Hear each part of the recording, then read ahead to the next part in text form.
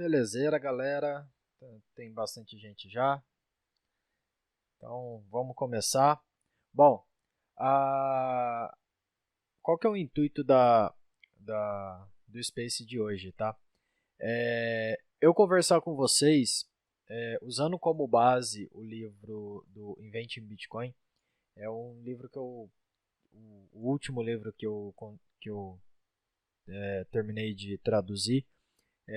Não está disponível ainda para o pessoal, ele precisa passar por uma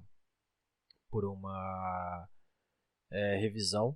Tá? Eu vou mudar um pouco o jeito, vou deixar o pessoal revisar primeiro, para depois habilitar para todo mundo aí, para quem quiser baixar. Tá? Eu achei que desse jeito aí é um pouco mais fácil, um pouco mais simples e evita ter várias edições, o pessoal ter vários tipos de edições diferentes, né? Mas beleza, eu vou usar ele como base para explicar para vocês de um jeito bem, assim, bem didático, porque o Ian, deixa eu pegar o nome dele aqui, é Ian Pritzker. Ian Pritzker, que é o autor do livro. Ele foi assim muito didático na hora de explicar o funcionamento do Bitcoin desde o zero. Então, queria fazer um space com vocês para vocês entenderem melhor como que o funcionamento do Bitcoin e como que foi criado e o que o Bitcoin ele resolveu, entendeu? Porque tem muita gente que acha que o Bitcoin resolve A e B, sendo que não, ele não resolve A e B, ele foi para resolver uma única coisa em específico, ou duas coisas, ou três coisas, que não são aquilo que todo mundo pensa, de transparência, descentralização. Não, o Bitcoin ele foi criado, né, com o intuito, com algumas características-chave e com foco em alguns pontos-chave, que são eles que determinam o desenvolvimento do Bitcoin e são eles que basicamente criam aí, né, a base para todo o Bitcoin, beleza? Bom, então vamos começar. Primeiro de tudo, né, antes da gente começar a falar sobre como que funciona e tudo mais, é importante a gente entender o que é principalmente, né, a ideia principal do Bitcoin. Então, o Bitcoin, ele já quando você pega o white paper para ler, ele já fala para você que o Bitcoin é um dinheiro eletrônico ponto a ponto. Ou seja, é um dinheiro, né, foi feito para o foco dele foi ser um dinheiro eletrônico, ou seja, você não tem ele fisicamente, ponto a ponto, ou seja, sem um servidor, sem um ente central. Né? Então, é um dinheiro digital que pode ser transferido entre pessoas ou computadores sem nenhum intermediário confiável como o banco e cuja emissão não está sob o controle de nenhuma parte. Então, o Bitcoin ele não tem, você não tem aí um intermediário que você precisa confiar nele para que ele mantenha as coisas funcionando, tá? Então, o Bitcoin ele é dividido, né? Ele pode ser dividido em três grandes blocos para você entender ele melhor. Um ativo digital, ou seja, dinheiro mesmo, né? Propriamente dito, que possui suprimento ilimitado, que você conhece com antecedência, o fato dele ser imutável, tudo isso, né, junto contrasta fortemente com o dinheiro que a maioria da gente está acostumado, que é o dinheiro que tem nota, moeda, que são o dinheiro fiat, né, que são emitidos por governos ou bancos, que a gente não sabe que ele se expande ad infinito e a gente não tem taxa previsível dessa expansão. Né? A segunda parte é que ele é um monte de computadores interconectados, ou seja, você tem o Bitcoin como sendo rede, como sendo um protocolo, tá? Na qual toda pessoa pode entrar, toda pessoa pode sair, e é uma rede que serve para rastrear a propriedade dos Bitcoins e transferi-los entre os participantes, evitando qualquer intermediário, como banco, empresa de pagamento ou entidade governamental. Então, você tem aí uma rede, um protocolo, certo?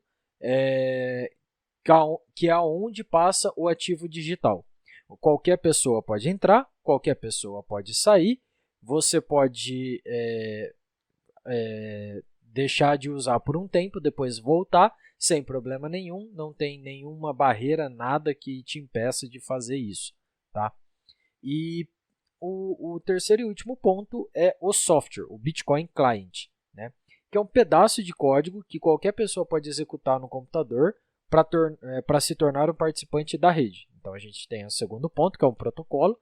Então, você usa o software, que é o Bitcoin Client, para você rodar, para você ter acesso diretamente à rede do Bitcoin, o protocolo do Bitcoin. Tá? Esse software é aberto, né, de código aberto, e que qualquer pessoa pode abrir ele, ler e ver como é que ele funciona, contribuir com novos recursos, correção de bugs, enfim. Então, você tem toda essa questão da parte do software também no Bitcoin. Então, o Bitcoin, basicamente, ele tem aí 3 pontos principais. Ele é um ativo digital, ele é o protocolo, ou seja, uma rede conectada, né? Uma rede de Bitcoin, e o software do Bitcoin, que é aquilo que você coloca no seu computador para ter acesso à rede. Tá? Então, isso é o Bitcoin. É o que Satoshi Nakamoto fez. Ponto. E qual é o problema que o Bitcoin resolve? Tem alguns trechos do white paper que são importantes, que a gente pode conversar um pouco, que alguns deles são assim. O primeiro deles é: desenvolver um novo sistema de eCash P2P de código aberto. Aqui você já percebe 3 pontos importantes. É um sistema eCash, ou seja, é um sistema de dinheiro eletrônico, P2P, ou seja, ponto a ponto, né? Então você não tem um ente central, e que é de código aberto. Então, todo mundo pode auditar, todo mundo pode fazer qualquer coisa, pode olhar o código, pode alterar o código caso queira, e as pessoas podem usar esse novo código alterado ou não, certo? Então, o Bitcoin ele é um eCash P2P de código aberto. Aqui, nessa frase, já tem 3 coisas importantes. É totalmente descentralizado, sem servidor central ou partes confiáveis. Isso advindo por conta do P2P, certo? Então, o P2P ele permite que essa descentralização. Tudo é baseado em criptografia ao invés de confiança. A gente vai conversar sobre como o Bitcoin ele tira a confiança através da implementação da criptografia. Tá? Então, você tem a retirada da confiança em terceiros, utilizando aí, imputando, né, colocando a criptografia no lugar da confiança. Outra frase também que é interessante temos que confiar nos bancos, nossa privacidade, confiar que eles não irão permitir que ladrões de identidade drenem nossas contas. A gente sabe que isso está cheio de coisa que não é verdade. Né? Então, a gente sabe que o banco, a gente confia no banco, só que o banco ele está cagando para a gente se a gente confia nele ou não. Né? Então, ele, por ser um ente centralizado, ele não está nem aí para a gente, não está querendo saber. Tipo assim, a gente confia que ele vai ter a nossa privacidade, né? Que ele vai manter a nossa privacidade, só que ele não mantém. Ele não está nem aí para a nossa privacidade, para os nossos dados. Né? E o Banco Central deve ser confiável para não depreciar a moeda, mas a história das moedas fiduciárias está cheia de violações dessa confiança. Então, a gente sabe, né, muito bem que o Banco Central ele era para ser confiável, e que para que ele não depreciasse a moeda. Só que a gente sabe que ele vai fazer isso, a gente gostando ou não. Né? Então, por isso que o Satoshi deixou bem claro que a história das moedas fiduciárias está cheia dessa violação de confiança. Então, a gente vê isso dentro do white paper e a gente vê isso no bloco Gênesis do Bitcoin. Os dados podiam ser protegidos de uma forma fisicamente impossível. Os dados podem ser protegidos por uma forma fisicamente impossível para outras pessoas acessarem. É hora de termos o mesmo no nosso dinheiro. Ou seja, os dados, tudo que é físico a gente consegue limitar para que a pessoa não consiga acessar, certo? A gente pode colocar isso dentro de um cofre, trancar o cofre, jogar a chave fora, pegar esse cofre, enterrar ele, certo? Colocar concreto em cima e pronto, acabou. Você não tem como alguém ter acesso a isso. A gente tem que ter isso através do meio digital, que é um meio totalmente adverso ao meio físico, e foi uma das coisas que o Satoshi tinha na cabeça quando ele começou a criar o Bitcoin, entendeu? Então, basicamente, tudo isso mostra, né, essas frases que eu falei do white paper, que estão no livro do Inventando Bitcoin, são frases muito importantes porque elas mostram a essência daquilo que ia ser criado, que é o Bitcoin, entendeu? Então, a toda hora, Satoshi está falando que é P2P, é de código aberto, não tem servidor, é totalmente descentralizado, é um negócio que você não precisa de confiança, né? Ao invés de confiança, você vai ter a criptografia, e que no mundo hoje, no mundo que a gente conhece, no caso, né, 2008, no mundo que a gente conhece, naquela época não existia nada que pudesse dar essa possibilidade, que podia dar essa capacidade para as pessoas. Então, foi isso que incentivou a criação do Bitcoin. Então, a solução, né, aquilo que o Bitcoin quer resolver é usar uma rede ponto a ponto para verificar se há gastos duplos com um servidor de carimbo de data e hora distribuído, carimbando a primeira transação para gastar uma moeda. Então, isso aí fecha, né, a ideia do Bitcoin, que nada mais é que uma rede ponto a ponto descentralizada, que garante que não vai haver gastos duplos, que a gente vai conversar mais para frente, como um servidor que carimba a data e hora, tá? Então ele vai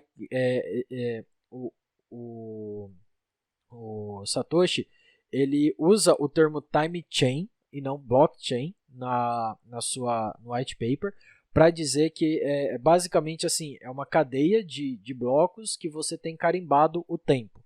Então, ele garante através do tempo, da data e hora carimbada, que a primeira transação foi gasta, ou você tem dinheiro dentro desse sistema antes de você gastar. Então, ele mantém a ideia, ele garante essa ideia de que não vai haver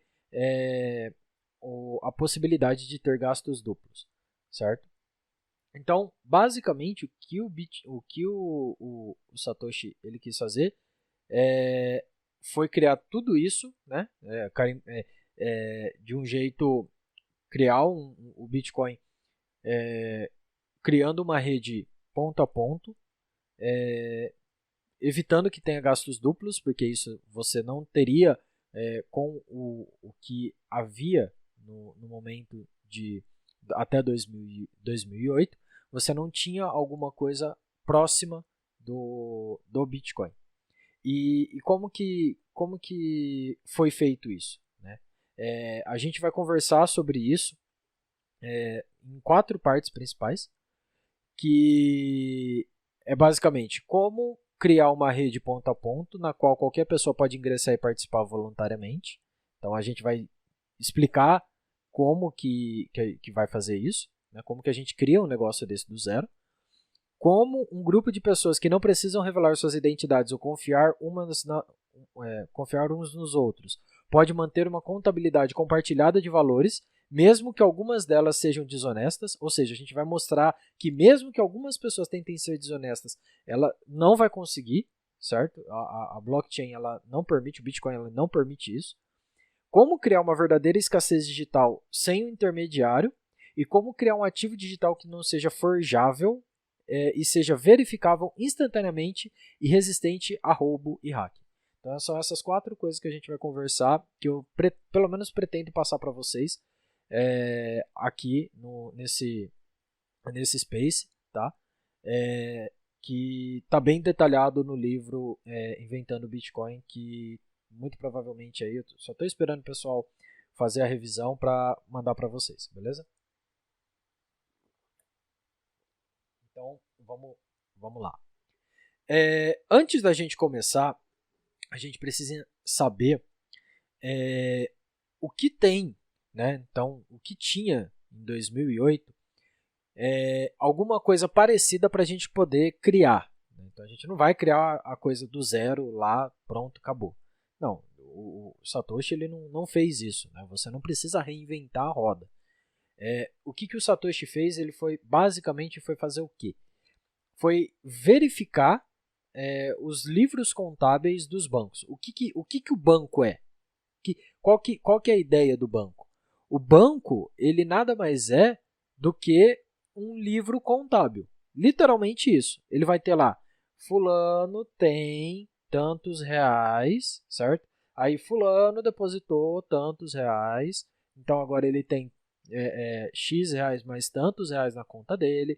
Aí ele pagou Beltrano, assim, assado. Então, tudo isso é a essência do banco, certo? O banco nada mais é do que um livro contábil bem detalhado, digitalmente e de um jeito simples e prático para você poder usar. É isso que é o banco, nada mais que isso, certo? Só que o que acontece? Né? A gente tem o problema de gasto duplo. Então, qual que é o problema de gasto duplo? O que quer dizer isso? É basicamente assim, eu ter lá no livro contábil que eu tenho 100 reais, aí eu vou lá, compro um chocolate, certo? Eu vou comprar um chocolate, só que o chocolate custa 2 reais, eu pego esses 2 reais, dou pro seu João, certo? E eu não debito esses 100 reais da minha conta, mas eu escrevo no livro, né, no livro razão, no livro contábil, que aqueles 2 reais estão na mão do seu João. Então, basicamente é isso que eu estou fazendo. O gasto duplo nada mais é do que isso. É uma fraude no livro contábil que faz com que eu não gaste aqueles 2 reais. Esses 2 reais apareça para o seu João que ele tem esses 2 reais, mas na hora que ele for tentar gastar esses 2 reais, eu simplesmente falo, eu não vou permitir porque esses 2 reais aqui não são verdadeiros. É isso que é o gasto duplo. Tá? Você pode, logicamente, permitir que o seu João ele gaste esses 2 reais num sistema, certo? Mas aí você está criando dinheiro do nada.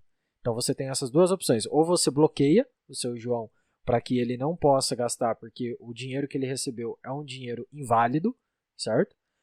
Ou eu posso deixar ele gastar dentro do sistema, só que aí você vai aumentar a quantidade de dinheiro dentro desse sistema. E como o aumento de quantidade de dinheiro em um determinado sistema é ruim para todas as pessoas, inclusive para aquela pessoa que fez o gasto duplo, então você não quer que isso aconteça. Então, consequentemente, você não vai. A melhor coisa que você faz é não permitir que o seu João gaste o dinheiro dele, esses 2 reais que eu mandei para ele. Eu torno esses 2 reais inválidos. Então, basicamente, esse é o problema do gasto duplo, certo? Então, vamos deixar o problema do gasto duplo de lado e vamos pensar numa questão mais simples. Então, o banco nada mais é do que um livro contábil. Se o banco, né, se o Banco Central, qualquer banco ou qualquer financeiro, qualquer coisa assim que mexe com dinheiro, nada mais é do que um livro contábil, então a gente consegue, de um jeito simples, fazer a descentralização desse livro contábil. Né? Então, se você nada mais é do que ter um livro contábil, então, basicamente, o que você pode fazer? Vamos lá, a gente pega aqui, a gente está em, acho que tem 30 pessoas aqui, a gente pega nós 30, faz assim, a gente vai lá no Mercado Livre, compra 30 livro razão e a gente fala assim, galera, negócio é o seguinte, a gente vai fazer o seguinte, a gente vai se reunir aqui no Twitter, tá? E que a gente vai manter contato com todo mundo e a gente vai criar essa nova versão, né, dos livros contábeis dos bancos. A gente vai criar a nossa versão que vai ser o B30, o banco dos 30 que estão aqui nesse space, certo? Então, a gente vai fazer isso e, basicamente, o que significa? Então, vamos lá. Quando o Coreia, quiser enviar dinheiro, por exemplo, para o Narcélio, eu entro aqui, faço esse space, todo mundo aqui entra, né, dentro do space, e aí eu falo assim, galera, ó, eu, Coreia, estou mandando R$2 para o Narcélio. E aí todo mundo responde, beleza, entendemos, legal, joia. Todo mundo vai lá no livro razão, né? Então vai colocar lá débito de R$2 na conta do Coreia e crédito de R$2 na conta do Narcélio. Então a gente coloca isso definido em todas os livros razões de todas as pessoas, certo?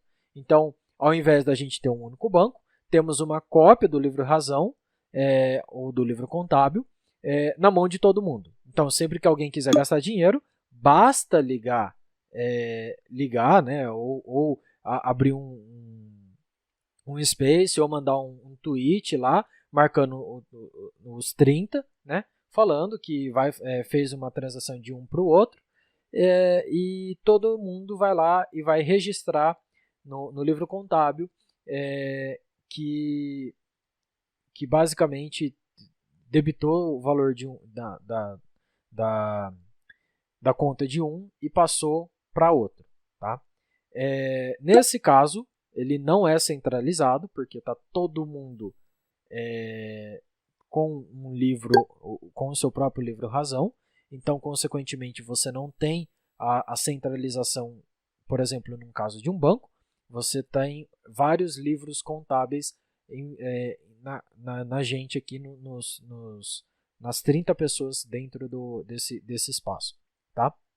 Então, a gente pode dizer que a gente resolveu o problema de descentralização dos livros contábeis. Então, a gente basicamente resolveu o problema do Satoshi Nakamoto, certo? Marromeno, né? Por quê?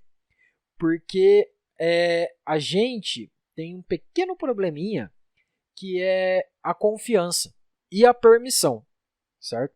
Por que a confiança e a permissão?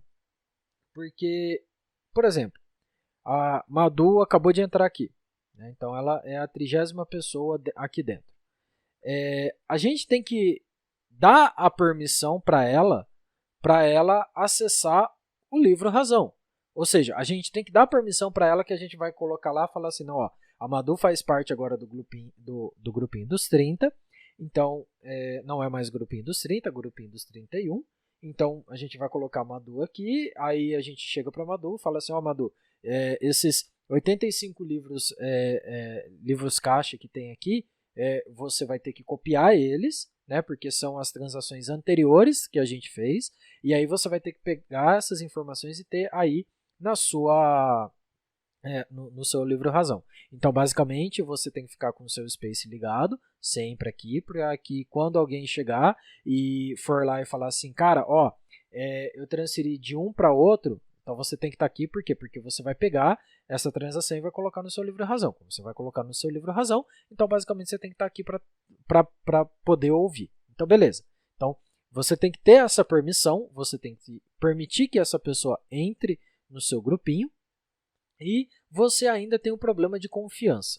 Por quê? Qual que é o problema, né, que a gente falou da confiança? Que é o problema do gasto duplo. Mas aí o que acontece? Qual que é a ideia do gasto duplo neste caso? Tá? É que, vamos supor, a Madu, ela é uma pessoa muito influente. Né? Então, a mulher da net, então basicamente a galera chega e fala assim, não, a gente faz um complô, a Madu chegou ali e falou assim, não, ó, vamos fazer um complô aqui entre a gente, que eu vou fazer assim, ó, eu vou pegar meus R$2 e eu vou comprar um chocolate do Narcélio, certo? Então, eu vou pegar e vou colocar. Só que aí, o que acontece? Qual que é o ponto aí? Eu tô compactuando com o Amadou, certo? O Bitcoin Pistola também está compactuando com a Amadou. E o Pirata também está compactuando com a Amadou. Então a gente está nós três mais Amadou estamos junto, né, para tocar o terror aqui no nosso livro Razão, certo? Então, Amadou compra um chocolate do Narcélio por R$2. Aí nós três, né? A gente pega isso e não registra na transação, né, no nosso livro caixa, que a Madu gastou o dinheiro dela, certo? Aí o que acontece?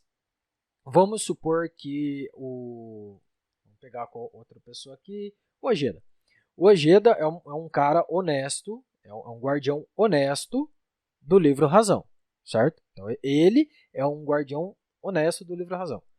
E ele anota no livro Razão que a Madu, né, tem menos R$2 na conta dela porque ela comprou um chocolate do Narcélio. Beleza. Só que aí o que acontece? Vamos supor que de todas as pessoas aqui, né, tenha só a gente mesmo. E aí entrou, por exemplo, o Anderson. O Anderson, ele entrou de gaiato aqui no meio, entrou e falou assim, galera, quero fazer parte desse grupinho aí, soube desse grupinho aqui, dessa gangue do Velotrol, eu tô a fim de entrar aqui no meio para a gente poder, né, conversar e fazer as trocas e tudo mais. Aí você fala assim, não, beleza. Então, seja bem-vindo, Anderson, tá aqui o livro Razão, então você vai colocar no livro Razão, só que aí o que acontece? Qual que é o problema? Qual que é o X da questão aqui? Quando o Anderson for pegar o livro Razão para copiar, aí ele vai pegar o livro Razão da Madu, vai pegar o livro Razão do Bitcoin Pistola, vai pegar o meu livro Razão, certo? E o livro Razão do Pirata, e vai ver que, né, a Madu tem R$2 a mais na conta.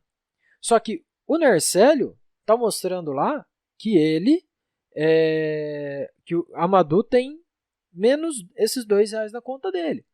E o Ojeda também está falando, olha, aqui a Amadou tinha R$10, agora ela não tem R$10, ela tem 8, certo? Só que são 2 caras contra a gente, que somos 4. Então o que o Anderson vai falar? Fala, porra, mano, né?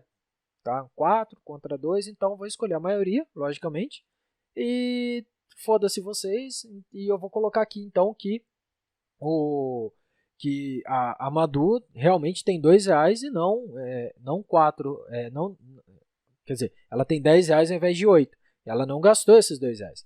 Só que aí a gente vai fazendo isso com outras pessoas, entendeu? Então, por exemplo, entrou, vamos ver aqui outra pessoa, o M, entrou o M, né, nesse grupo, e a gente faz a mesma coisa com ele. Aí o que acontece? A Madu vai lá, compra um chocolate do M por R$2, a gente não grava na blockchain, blockchain não, no livro Razão, a gente não grava no nosso livro Razão, certo? E tá feito a merda, porque aí fudeu com a porra toda, porque agora a Madu ela pode, ela basicamente, ela tá em conjunto com a gente, ela consegue fazer isso enquanto a gente for maioria. Então ela basicamente só precisa vai chegar lá, por exemplo, no ouvido do Beto e falar assim, o Beto, ó, o negócio é o seguinte, eu sou a mulher da net e assim, se você me ajudar aqui, né, a comprar um chocolate, eu dou metade do chocolate para você, velho. Então, basicamente é isso que ela faz.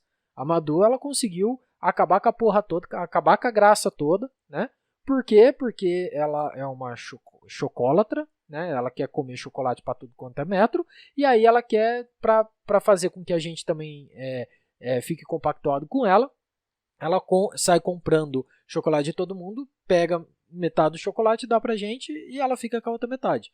E ela fica fazendo isso ad eterno. Só que aí o que acontece? Quando o Narcélio ou o M, eles forem gastar esse dinheiro, né? Então, por exemplo, o Narcélio vai chegar e vai falar assim, não, ô Coreia, o negócio é o seguinte, eu quero comprar um produto seu. Aí, sei lá, quero comprar suas balas 7 Belo, cara. Quero R$2 de bala 7 Belo. Aí eu vou olhar, eu vou ver lá, então, Narcélio não tem esses R$2, né? Ele tá falando que tem, mas aqui no meu caixa não tem, cara. Então eu sinto muito, eu não vou receber isso aí não. Ela fala assim, não, cara, mas tá aqui, ó. Tá aqui, eu tenho R$2, tá no meu livro. Aí eu vou falar, parceiro, o que tá no seu livro, o problema é seu, não é meu. Eu não vou te dar esses R$2 em bala 7 Belo, cara. Sinto muito. E aí tá feita a bosta, entendeu? Então é basicamente isso que acontece com os gastos duplos. Os gastos duplos, você junta um grupo de pessoas, né, em uma determinada rede, toma conta dessa rede e começa a fazer os gastos, né, transacionar, não retirar do seu valor, certo? E fingir que você tira, que você dá esse dinheiro para outra parte. Em contrapartida, você recebe alguma coisa, por exemplo, nesse caso a gente recebe chocolate, certo? Então isso é o efeito do gasto duplo. No longo prazo, você pode destruir uma blockchain ou uma rede qualquer, no caso nosso livro Razão, tá? Mas até que se encontre isso, a pessoa ela pode ficar fazendo isso várias e várias vezes e não ser descoberto, certo?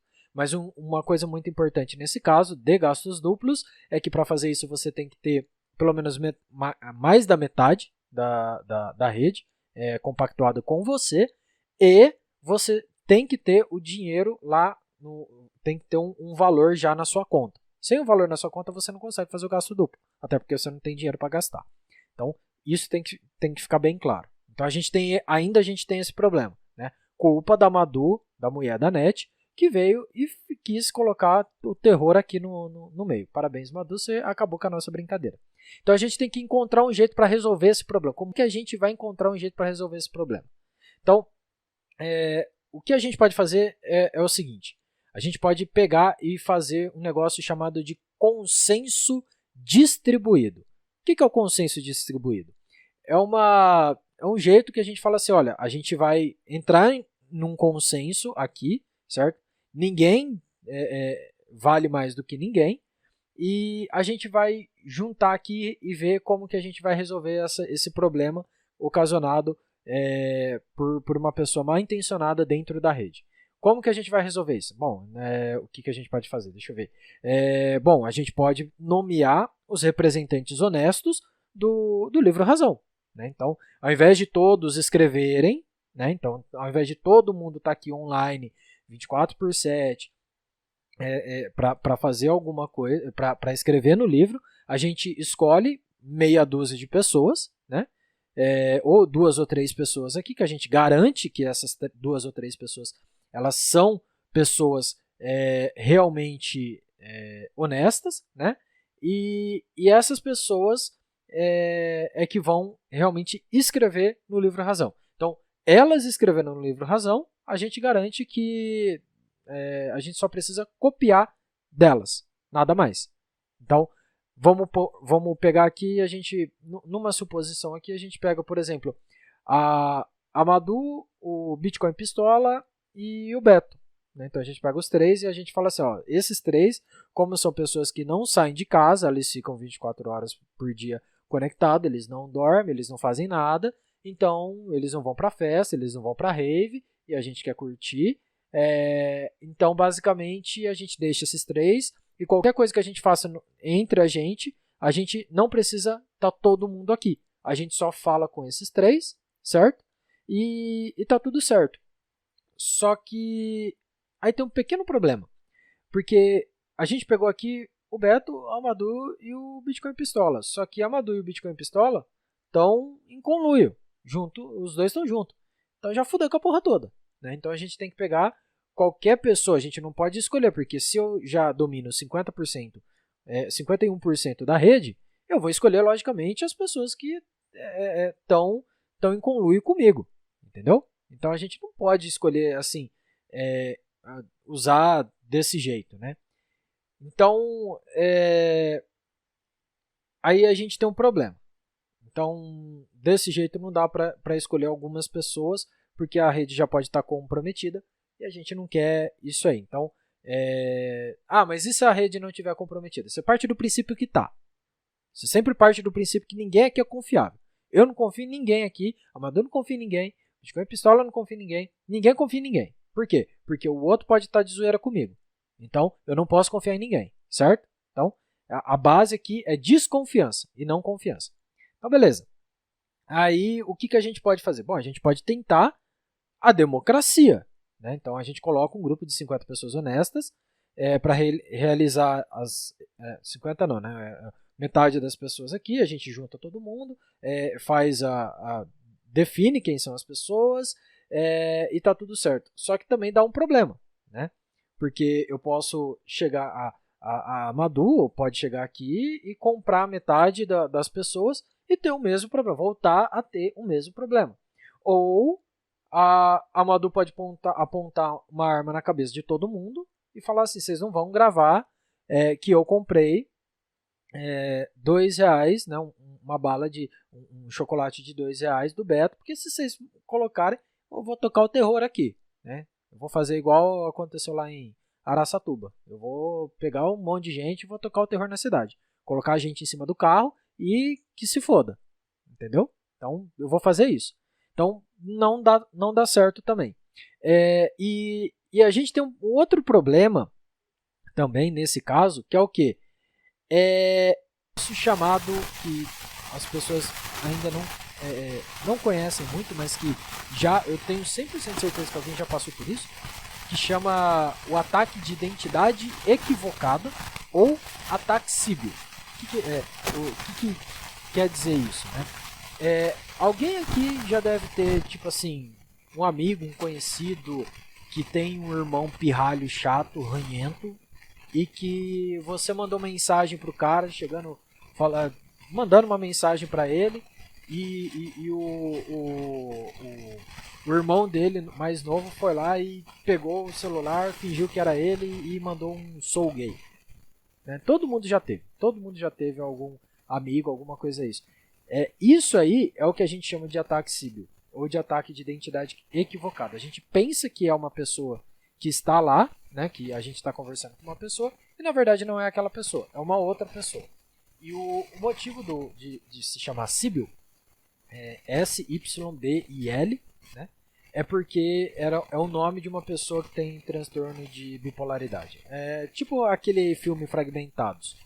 Então a pessoa tem isso aí, então usou essa ideia do ataque Sybil, que basicamente quer dizer que você está conversando com uma pessoa, só que não é aquela pessoa que você acha que é uma outra pessoa. Então a gente tem este outro problema também.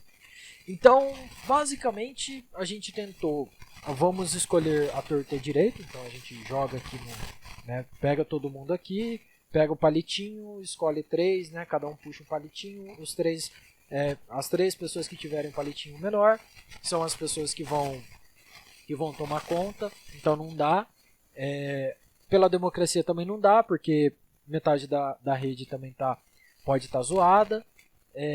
Então a gente pode fazer... Aí você fala assim, não, beleza, mas metade da rede pode estar zoada, mas aí o que a gente faz? A gente faz assim, um dia fica com esses 3 ou com essas pessoas, aí depois no outro dia a gente elege outras pessoas. Só que, indiferente disso, o livro Razão ele já está comprometido. Então a ideia é você não comprometer de maneira nenhuma, zero possibilidade de você comprometer esse livro Razão. Porque se esse livro Razão for comprometido, acabou. Então você não pode comprometer o livro Razão. Então como é que a gente vai resolver esse problema? O que o Satoshi ele pensou? Então ele falou assim, não, vamos fazer o seguinte. Já que a gente tem, né, então se o Satoshi não chamasse Satoshi, ele se chamasse João da Silva, ele ia chegar e morasse aqui no Brasil, ele ia chegar e olhar e falar assim, já sei que a gente pode fazer. Vamos fazer a mesma coisa que a gente faz no jogo do bicho, na Mega Sena. A gente vai construir uma loteria. A loteria, né, da Mega Sena. Ou, né, se vocês preferirem, assim como eu, vamos fazer aqui a loteria do jogo do bicho. Né, só que pra gente aqui. Tá, então como que vai funcionar? Porque é uma loteria, a gente tem que escolher as pessoas aleatoriamente. Quem quiser entrar nessa loteria, ele vai ter que ser permitido, né? Então todo mundo que estiver dentro dessa rede vai ter que ser permitido. Então como é que a gente vai fazer essa loteria? Bom, vamos pensar numa loteria aqui, tá? Aí a gente vai pensando nela e aí a gente vai vendo se isso aqui está mais ou menos certo ou não. A primeira coisa é que qualquer pessoa pode participar. Então a gente pode ter dezenas de milhares de pessoas que podem aderir à nossa rede de loteria de contadores. Então pensa assim, a gente tem aqui 30 pessoas. Só que dentro dessas 30 pessoas, qualquer pessoa pode entrar. Então dessas 30 que tem hoje, pode ser que amanhã tenha 3 milhões. E aí a gente precisa deixar essas pessoas que estão entrando também participar dessa loteria, participar desse jogo do bicho que a gente está fazendo aqui. Então, beleza. Então, qualquer pessoa pode participar. Beleza. Quando a gente quiser enviar o dinheiro, a gente anuncia para toda a rede as transações que pretendemos realizar e como a gente estava fazendo antes. Então, beleza. Então, vamos lá. A loteria, né, vai ter lá os contadores para as pessoas escreverem no livro razão através da loteria, só que eles precisam saber o que a gente vai escrever no livro razão. Então a gente tem que transmitir para todo mundo o que a gente está querendo usar, certo? A transação que a gente está querendo fazer. Beleza, faz sentido, né? Então todo mundo pode participar, então eu mando para todo mundo, e aí quem quiser participar mesmo, que participe. Beleza, joia. Até aí tudo bem. Vamos fazer o seguinte, como tem muita gente e muito fuso horário, então a cada 10 minutos a gente seleciona um vencedor.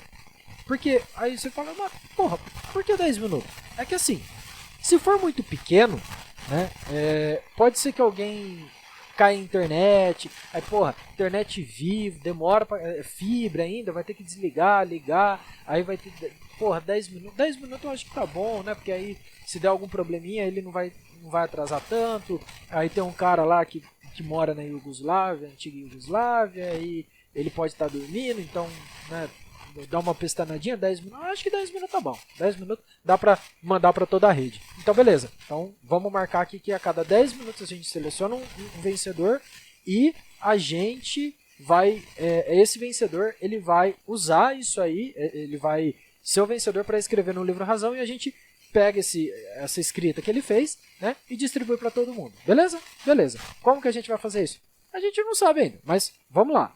Vamos pensar, vamos fazer um sketch aqui, né? Então, a cada 10 minutos a gente vai selecionar um vencedor. A gente não sabe como ainda, tá? A gente não sabe como. Mas beleza, vamos lá. Grava isso aí. Quando a gente selecionar o vencedor, essa pessoa escreve todas as transações nas quais acabou de ouvir no livro razão. Então, ele vai juntar tudo isso aí e vai gravar no livro razão. Beleza, tranquilo. Foi isso que ele realmente foi. Ele está tentando, né, jogando aí nesse jogo do bicho para tentar ser esse vencedor. Beleza, então tá tranquilo. Aí, se a pessoa gravar transações válidas, conforme considerado por todos os outros participantes da rede, no livro razão, ele receberá uma taxa. Certo? Então ele vai receber uma taxa. Se ele fizer tudo certo, ele vai receber um valorzinho lá para ele. Então, beleza, joia, né? Então, você tem que ter incentivo, né? Para que o cara vai escrever? Para que o cara vai estar nesse jogo do bicho, sendo que ele não sabe o que ele vai ganhar? Então, ele vai receber uma taxa lá, uma comissão. Vai definir uma comissão lá para ele, cada um define a comissão que quer dar para o vencedor, certo? Para esse vencedor, quem quer que seja. Beleza. Todos mantêm a cópia do livro razão, adicionando as informações que o último ganhador da loteria produziu. Então vamos lá. Vamos fazer o seguinte.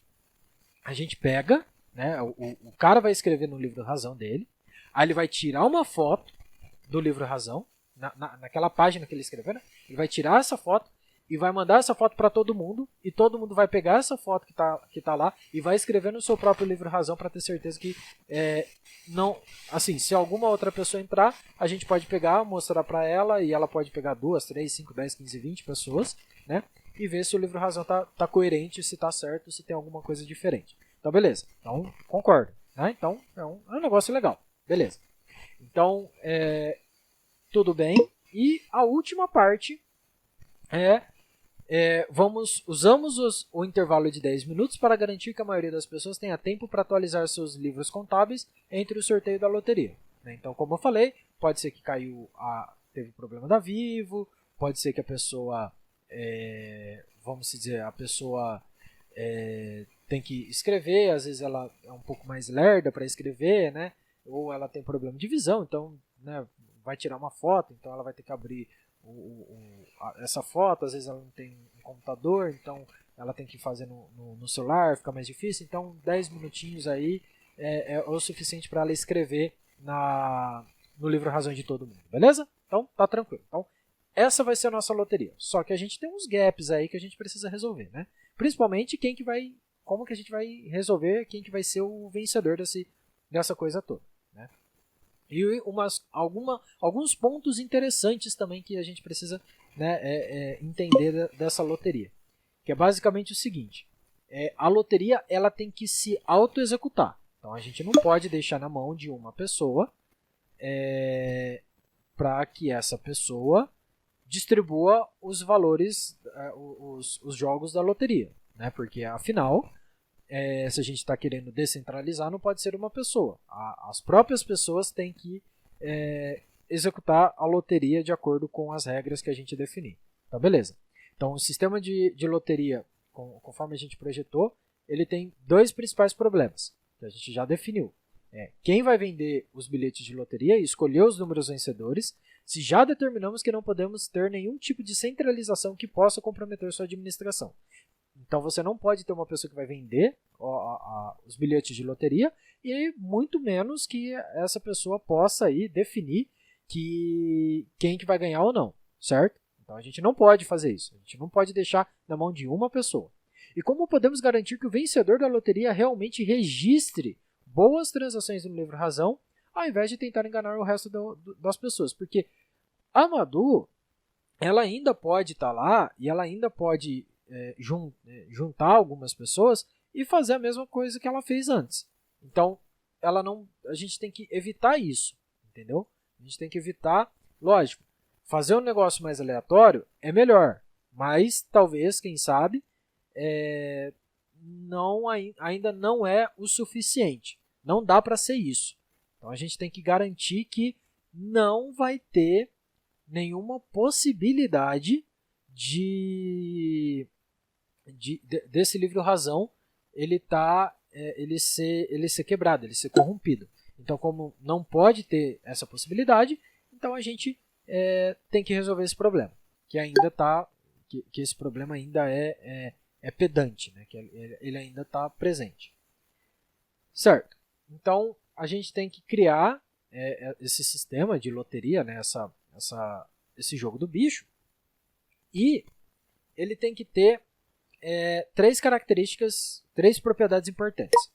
A primeira propriedade importante dele é que deve ser possível para todos os integrantes gerar seus próprios bilhetes de loteria, uma vez que não podemos confiar na autoridade central. Lembra que a gente acabou de falar? A gente não pode confiar em ninguém para gerar o bilhete de loteria.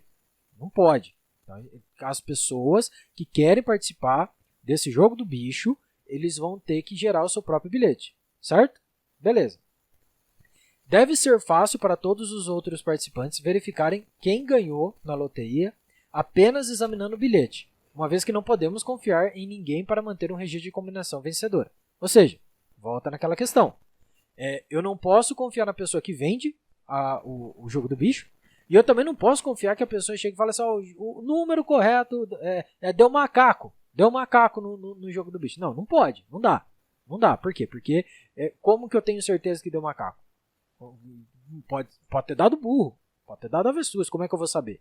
Então a gente tem que saber, tem que ser um jeito fácil para as pessoas pegarem aquele bilhete, olhar para aquele bilhete e vai falar, beleza. Então esse bilhete aqui é realmente o verdadeiro bilhete. É o bilhete que realmente funcionou, que é o que realmente está realmente funcionando. Que é o verdadeiro, né, no caso. Beleza. E também precisa de alguma forma, né, punir as pessoas que ganharem na loteria que ganharam no jogo do bicho, mas escrever transação inválida no livro razão, né? Substituindo a confiança em pessoas específicas por confiança de incentivos e punições. Então, o que acontece? A gente tem que encontrar um jeito da gente não confiar na pessoa que ganhou a loteria, que ela não está amalgamada, não está em conluio com qualquer outra pessoa. Por exemplo, como a gente estava falando com a Madu, que ela é uma chocolatra, ela quer pegar o chocolate de todo mundo e ela quer acabar com esse livro razão. Então a gente tem que fazer um jeito para a Madu não conseguir pegar esse chocolate dos outros sem pagar, evitar o gasto duplo. Então beleza, então, a gente tem que ter essas coisas definidas, certo? E como que a gente vai resolver esse problema?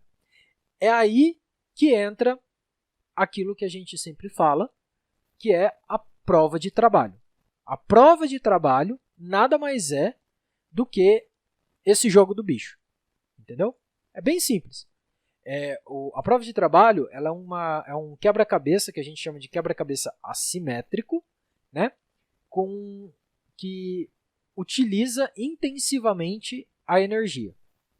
Então, a gente tem essa propriedade da prova de trabalho. Só um detalhe, tá? A prova de trabalho ela não foi inventada junto com o Bitcoin. Ela foi inventada em 1993. Ela é um pouquinho mais, ela é antiga, né? Ela é mais antiga do que o Bitcoin. E bom, a gente precisa tornar caro a compra de bilhetes de loteria, caso contrário, as pessoas poderiam gerar número ilimitado de bilhetes. Porra, se você chega para mim e fala assim, qualquer um pode entrar nesse jogo do bicho. O que eu vou fazer? Eu vou colocar aqui no Excel, gerar um Excel, colocar o número 1 ao número infinito, né? Puxar no Excel, dar um imprimir e pronto. Eu vou sempre ganhar. Por quê? Porque eu consigo gerar ad eterno, né? Bilhete ilimitado sem precisar gastar nada. E é aí que entra a ideia do porquê que a prova de trabalho ela é importantíssima e que nenhum tipo de prova de o proof of stake, no caso, que eu esqueci o que significa o stake, vocês me desculpem. Prova de participação. Prova de participação, nenhum tipo de prova de participação ou prova de participação delegada consegue ter o mesmo nível de segurança que uma prova de trabalho. Por quê? Porque a prova de trabalho, ela está intrínseca com a física. Porque a primeira lei da termodinâmica diz que a energia não pode ser criada nem destruída.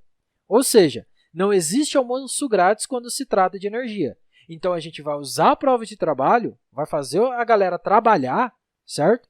Para conseguir definir, para conseguir falar que, olha, vocês aqui que vocês vão ter que usar esse jeito, não sei como que vocês vão usar, vocês se viram, eu não estou nem aí, tá? Mas vocês vão ter que gastar energia para conseguir mostrar que realmente vocês valeram a pena vocês comprarem esse bilhete. Então eu vou gastar, né, fazer com que as pessoas gastem energia extensivamente e intensivamente para conseguir ter os jogos do jogo do bicho. Então, basicamente é isso que a gente vai fazer. E a eletricidade apenas é sempre cara porque é um recurso escasso que custa dinheiro real. A gente tem que comprar dos produtores de energia ou operar nossa própria usina. E mesmo que a gente faça isso, mesmo que você faça um gato, né, na sua casa, um cat, né, tem um problema, porque você pode ir lá, você pode tomar processo, enfim, você roubar a energia de alguém, você pode ir preso, você pode ter um monte de problema. Se você for uma pessoa que não rouba energia, você vai ter que gastar energia, porque a energia custa dinheiro. E se você tiver sua própria geração de energia, você gastou dinheiro para você ter sua energia. Então, querendo ou não, você vai gastar, de um jeito ou de outro, você vai gastar nesse processo, tá? Nesses jogos do jogo do bicho da gente aqui. Beleza. Então, o conceito por detrás da prova de trabalho é que você participa de um processo aleatório, semelhante ao lançamento de um dado. Só que ao invés da gente lançar um dado, a gente está lançando uma quantidade um dado que tem basicamente aí a mesma quantidade de lados que existe de átomos no universo. Tá? A gente chega lá para falar qual que é o tamanho desse número que a gente está falando. Tá? Mas, enfim, ganhar na loteria, né, para ganhar na loteria você deve produzir um número especial que é matematicamente derivado das transações que deseja gravar no livro razão, mais um número aleatório qualquer que a gente vai explicar depois, que é o número que a gente chama de nonce. Tá? Nonce. Eu vou explicar mais para frente, daqui a pouquinho. Bom, então para encontrar o valor vencedor, você pode rolar o dado, né, esse dado, milhões, bilhões, trilhões, quadrilhões, quintilhões de vezes, consumindo uma quantidade absurda de energia, tá? E como o processo é baseado na aleatoriedade, é possível que todos gerem seus próprios bilhetes de loteria sem uma autoridade central, usando basicamente apenas um número aleatório que pode ser gerado por um software ou hardware em uma lista de transações que desejam gravar no livro razão. Então, basicamente, a gente está falando o seguinte. A gente vai definir aqui, a gente ainda não definiu como que a gente ganha, mas pelo menos uma parte do problema a gente já definiu. Então, não vai ter ninguém vendendo ou distribuindo os jogos do jogo do bicho, certo? Ninguém vai distribuir. Todo mundo vai conseguir fazer isso através da aleatoriedade, que a gente vai pegar aí as transações que vão para o bloco, mais um número X qualquer, juntar tudo isso, e aí, isso aí a gente vai usar uma função, alguma coisa, que vai nos dar como retorno um número aleatório qualquer, e esse número aleatório qualquer, a gente pega ele e define quem vai ser o vencedor. Então, a gente resolveu como que a gente cria os jogos, né? os tickets, né? Os bilhetes. Então, beleza. Pelo menos isso a gente já resolveu. Então, para que todo mundo dos outros na rede valide quem vai ser o vencedor, a gente precisa realizar duas verificações básicas. Quais são essas duas verificações básicas? O número que você forneceu, ele tem que ser menor ou maior do que um limite mágico que a gente vai definir, com o qual todos concordaram. Então vai ter um limite mágico imposto aí pela gente, tá? Que a gente vai definir como sendo, olha, esse é o limite, tá? Qualquer coisa acima desse limite a gente não aceita como sendo válido. Qualquer coisa abaixo desse limite, a gente aceita como sendo válido. Então, a gente tem que criar esse limite mágico, esse número mágico aí da internet que a gente ainda não definiu como é que vai ser. Tá? E o número é, de fato, derivado matematicamente de um conjunto válido de transações que você deseja gravar no livro razão. Ou seja, você tem que pegar essas transações, né? Então, você vai pegar essas transações aqui, você vai colocar ela na entrada, né, vamos supor, nesse moedor de carne, e o resultado que der, né, que é esse número, né, ele vai ser derivado matematicamente desse conjunto válido de transação. Então, a gente consegue pegar essas transações, né, colocar no moedor e vai sair o número do bilhete. Então, a gente consegue saber se esse número do bilhete realmente está tá de acordo com essas transações aqui. Então, se a gente consegue equiparar, olha, tem essas transações, tem esse bilhete, então a gente consegue saber se a pessoa realmente foi aí, ela fez a coisa certa, esse bilhete é válido ou não. Então, beleza. Então, a gente tem que ter essas duas coisas. Isso torna o sistema de prova de trabalho que a gente chama de assimétrico. Ou seja, é muito difícil de gerar, mas é muito fácil de validar. Porque para gerar é uma coisa aleatória. Mas para validar, eu só pego isso aqui, comparo com o bilhete. Realmente deu, coloca lá, né, nessa função. Essa função vai retornar para mim, olha, é verdade, então beleza.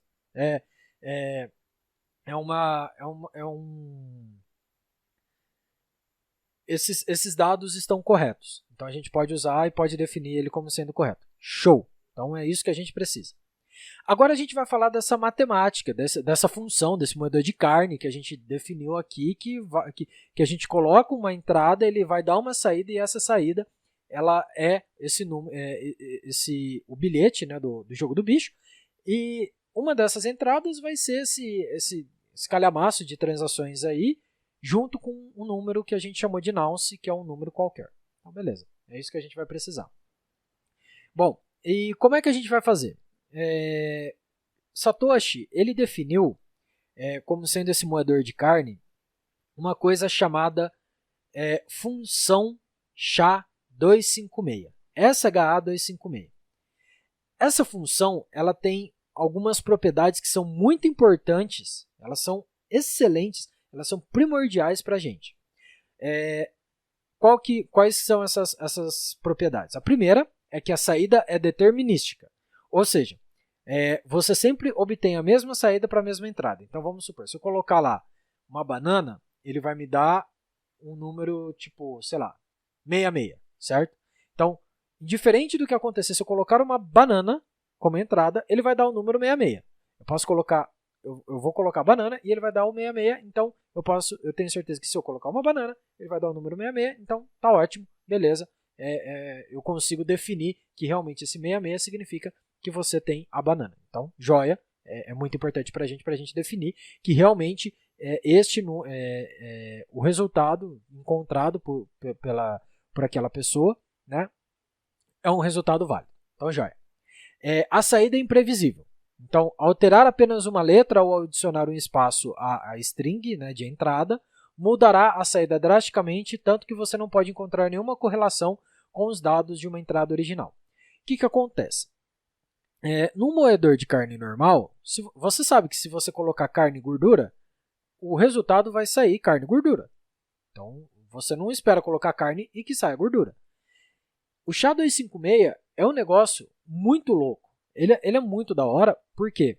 Porque se você colocar lá, vamos supor, escrever Beto, né? A gente vai escrever Beto.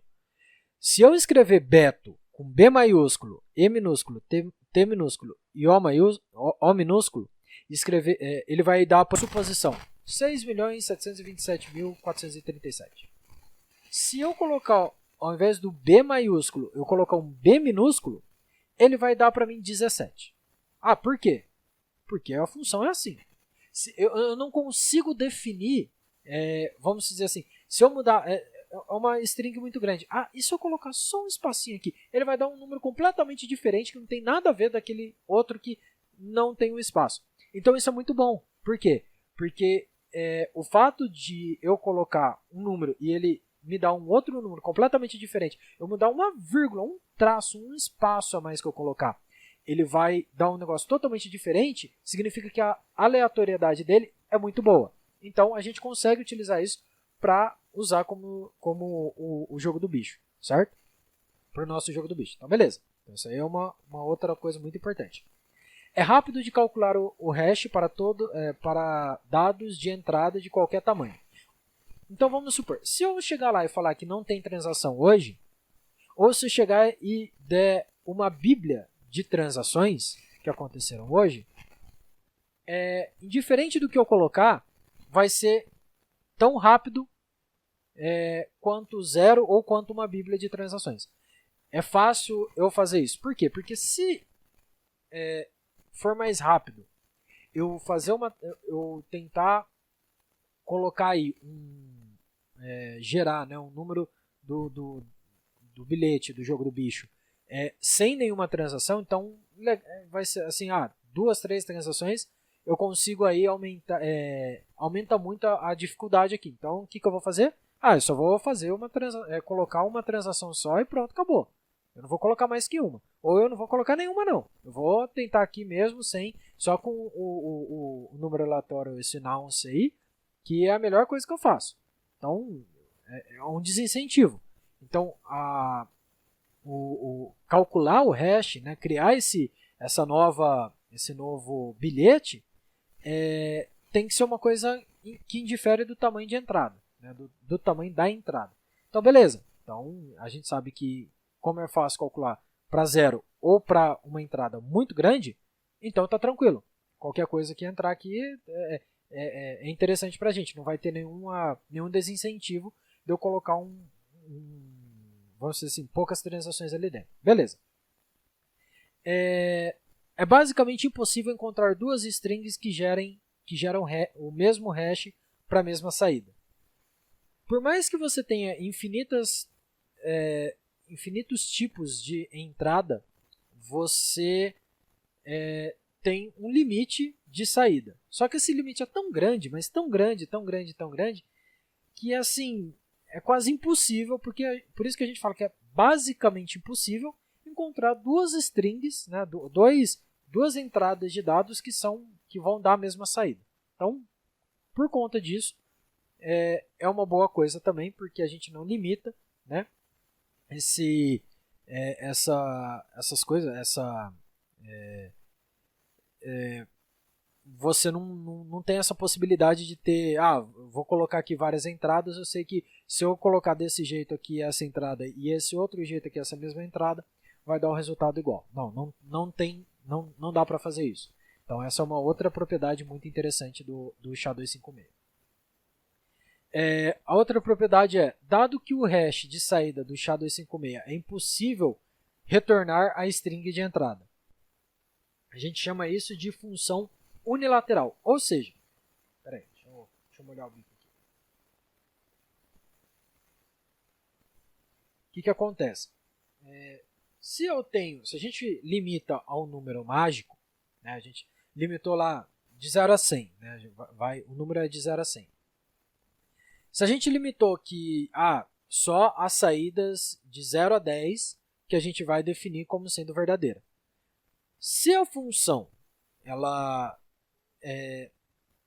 eu definia, eu sei qual que é a saída que tem que ser, se eu conseguisse, com essa saída, definir a entrada, aí fudeu tudo também, né? Então, porque aí eu posso simplesmente definir a entrada mais ou menos desse jeito, porque eu sei que a probabilidade de ser mais ou menos desse jeito aqui, usando essas transações aqui, eu consigo mandar, e ao mandar, ela vai dar como ok, como verdadeira. Então, eu não posso fazer isso, porque senão fica uma coisa enviesada e a galera já sabe como proceder para conseguir ganhar o nosso jogo do bicho. Então, isso não pode acontecer. Então, beleza. Então, é uma função unilateral. A gente não consegue chegar numa string de entrada caso a gente saiba a saída. Joia. E a saída é sempre um tamanho específico. No caso do SHA-256, são 256 bits. Por isso que chama SHA-256. Beleza. Mas o que quer dizer o SHA-256? O SHA-256 significa que são 256 bits. Certo? Para você encontrar, vamos dizer assim, para você tentar acertar um número no SHA-256, você tem que acertar, é como se você tentasse acertar 256 lançamentos de cara e coroa e não errasse nenhum deles. Para você ter uma ideia do que é esse número, o número é 115, aí você põe 75 zeros na frente desse 115. 115.000.000.000.000. Então você põe 75 zeros. Esse é o tamanho do SHA-256, das probabilidades do SHA-256. Então, 115 vezes mais 75 zeros que você coloca na frente. Tá? Por conta que é um número muito grande, a gente, né, qualquer número, tipo, trilhão para quadrilhão, nossa, grande diferença. Não, tem diferença. E por conta disso, um jeito bem simples para você entender é que, assim, 10 elevado a 50 é mais ou menos a quantidade de átomos que a gente tem na Terra. 10 elevado a 50. A gente está falando de 78. Tá? 78. Então, vocês imaginam, porque aí você fala assim, não, 78, 50 tá perto. Não, meu gafanhoto. para cada 1 a mais que você coloca, então, por exemplo, 10 elevado a 51 são 10 terras, certo? 52 são 100 terras. Então, para chegar no 78, é terra pra caralho que você vai ter, entendeu? Então, tipo assim, é muita coisa que a gente tá falando. Esse número, o SHA-256, mais ou menos o tamanho, a quantidade de átomos no universo. Então, para você acertar, é a mesma coisa que eu pegar um átomo qualquer no universo existente, pegar esse átomo e chegar para você e falar assim, adivinha que átomo é? Essa é a probabilidade de você encontrar, de saber qual que é o átomo que eu estou falando. Entendeu? Então, não, é assim, é um número absurdamente alto. Tá? É um número que foge da capacidade humana de entender o tamanho desse número. Mas beleza, vamos voltar lá então. Bom, então como que funciona o nosso sistema? O nosso sistema de loteria vai funcionar mais ou menos assim. A Madu fala que ela vai comprar um chocolate, né? Então ela vai enviar R$2 para o Narcélio. Então a Madu anuncia que vai enviar R$2 para o Narcélio, beleza. Todo mundo que quer tentar a sorte na loteria pega essa transação, então vai ter a transação lá. Madu envia R$2 para Narcélio. Adicionando o número aleatório que a gente chamou de Nance, tá? No final. Isso é só para ter certeza que a string que a gente está fazendo no hash é diferente de qualquer outra pessoa. Então, basicamente, o que a pessoa vai, o que os computadores eles estão tentando fazer? Eles estão pegando todas as transações, porque as transações são iguais para todo mundo, certo? E estão mudando só o nonce. Então, esse nonce que ele muda completamente a saída. A saída que pode ser um número entre esses 115 mais 75 zeros, um número mais ou menos entre 1 e esse valor, entendeu? Mudando somente o nonce. Então eles mudam a diferença de um para o outro é o nonce que eles estão usando, certo? Beleza. Se esse número for menor do que o número alvo, que a gente vai definir, que a gente ainda não falou como a gente vai definir, mas a gente vai falar já já, ele ganha na loteria. Então, basicamente assim, você tem essa probabilidade desse número absurdamente alto, né, até 0. Então, vai gerar um número, eu coloco as transações mais o nonce, e ele vai me gerar um número mais ou menos nesse intervalo. E aí a gente limita o intervalo falando, olha, daqui para baixo eu conto como verdadeiro, daqui para mais eu conto como falso. Tá? Então, vai ser basicamente isso que a gente vai definir. Então, beleza. Se esse número for menor, se o número que a gente obteve, né, for maior do que o número alvo, eles tentam fazer o hash novamente, adicionando nonces aleatórios. Então, o que está acontecendo cada minerador ou cada pessoa que está tentando escrever no livro Razão, né, ele está fazendo assim, Madu envia R$2 para Narcélio com nonce 1, 2, 3, 4. Aí vê lá, deu, o número é maior? Puta que pariu. Então, aí ele volta lá e fala, Madu envia R$2 para Narcélio com nonce 1. Deu o número maior? Deu, puta que pariu. Então, aí ele volta. E ele vai fazendo isso toda vez até encontrar o dito cujo desse número que a gente definiu, que é o número alvo para baixo, certo? Então é isso que ele vai ter que ficar fazendo. E ele vai ter que ficar fazendo isso até o número do hash resultante ser menor do que o número alvo que a gente definiu. Então, basicamente vai ser isso. É isso o que o minerador do Bitcoin faz, tá? E o que a gente vai usar para fazer o nosso jogo do bicho aqui. Então, basicamente é isso aí. Pode levar, logicamente, horas, dias, meses, anos, milênios, bilênios para uma pessoa tentar conseguir esse número. Mas vamos limitar para o nosso entendimento aqui, porque senão, né, a gente não consegue definir isso. Vamos limitar para 1000 hashes. Então vamos supor que o SHA-256 ele vá de 0 a 1000. Tá?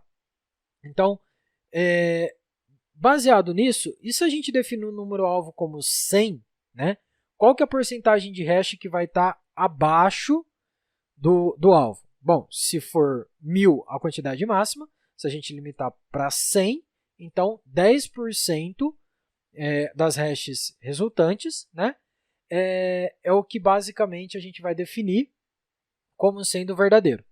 Então a gente põe como a gente limita para essa porcentagem mais ou menos, para que a gente sabe que se a gente colocar 10% de hash, vai dar mais ou menos os 10 minutos aí para o pessoal tentar fazer na mão, né? Para que eles consigam aí, para a gente ter um vencedor a cada 10 minutos. Então, basicamente é isso que a gente vai fazer, certo? Então, colocando aí, tem 1000 hashes de possibilidades, 1000 possibilidades, a gente diminui para 10%, então em 10 minutos a gente consegue resolver.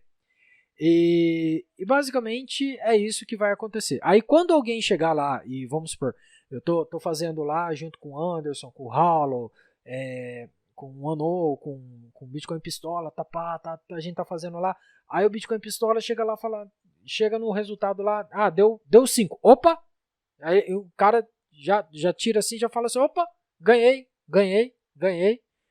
tipo bingo, né? A mulherada vai ao delírio, né? As velhas vai ao delírio quando dá bingo. Então, o Bitcoin Pistola levanta assim e fala, não, acertei aqui, ó, acertei. O que ele vai fazer? Ele vai chegar lá e falar assim, galera, seguinte, ó, peguei aqui as transações. Madu envia R$2 para Narcélio, o Hollow manda R$10 para o Anderson, o Son of Satoshi vai mandar R$100 para o Coreia e todas essas transações. Eu adicionei aqui o Nonce 66, né? E o resultado deu aqui, por exemplo, 6. O resultado deu 6, que é menor que o alvo limite que a gente definiu como sendo 100.